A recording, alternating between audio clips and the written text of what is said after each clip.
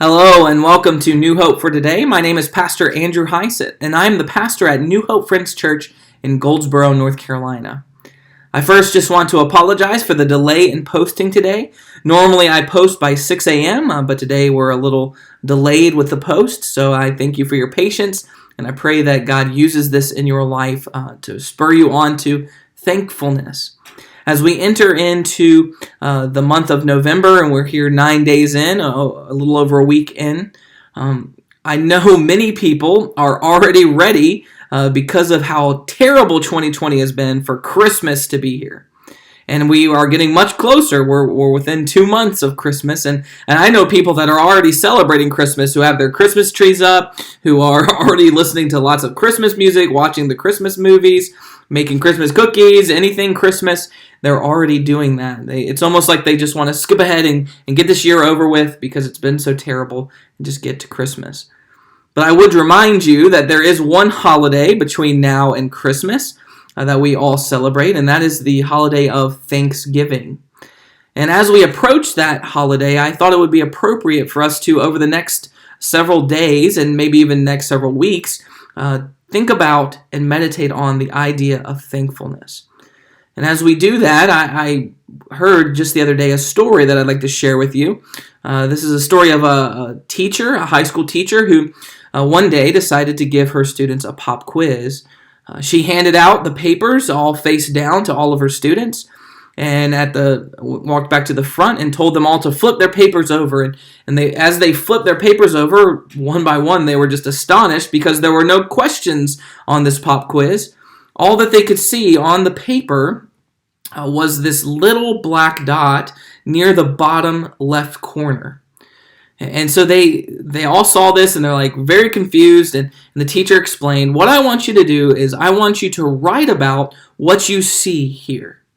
So they took the next 10, 15, 20 minutes to write about what they saw, and the teacher collected all of the quizzes, and she said, well, of course you've probably figured out by now we're not going to be grading this, but I wanted to do this to teach you something very valuable. And so she took all of the things and started to read them in front of the class. And to a person, every single person in that class, what they had written was a description of that little black dot. How close it was to the bottom of the page, what shade of black maybe it was, or how it related to the rest of the page. And she said, there's something important for us to learn here. All of you focused on that little black dot. And we do the same thing in life. We focus on just that problem. We focus on that little thing and forget about all of the rest of the page, that there's this white page, this blank slate. And I think we do this so often with God.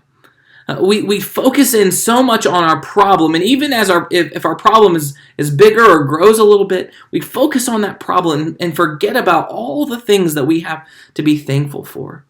And I think this, not focusing on our problem so much, focusing on what God has done and what we have to be thankful for, pushes us to a place where we can have an attitude towards thankfulness and not an attitude of despair. You see, David got this correct as well as when he wrote Psalm 69. Psalm 69 is 36 verses. It's a long psalm. And most of the verses up to verse 29 talk about his dot. They're all about the dot, the problem that he's facing. And many of us have problems that we're facing. But listen to the problem David was facing.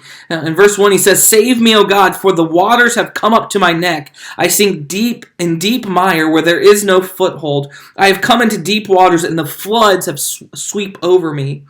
In verse 4, he says, "More in number than the hairs of my head are those who hate me without cause. Mighty are those who would destroy me, those who attack me with lies." He goes on to talk about these people and the dishonor they brought. And he talks about this in verse 20. "Reproaches have broken my heart so that I am in despair. I looked for pity, but there was none, and for comforters, but I found none. They gave me poison for food, and for my thirst they gave me sour wine to drink."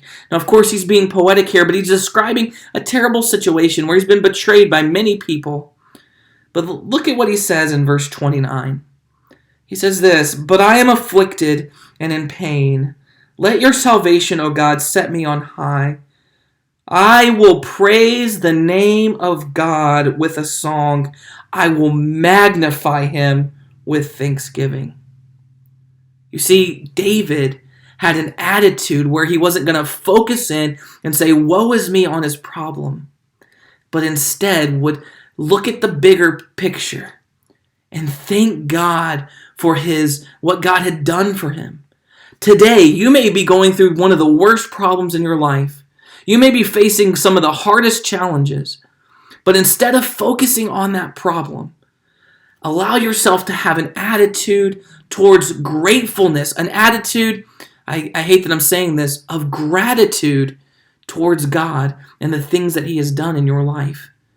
When we do this, when we get our mind and our focus off of our problem, that little dot, and think about the goodness and graciousness of God, then we will begin to be thankful in our heart and begin even to be happier. Think about what God has done for you today. How he's provided Jesus a way of salvation for you. How he's given you health and family and people who care about you, a church who loves you. Think about those things you have and don't focus in so much on the problem. New Hope for Today is a daily video devotional brought to you by Pastor Andrew Hise of New Hope Friends Church.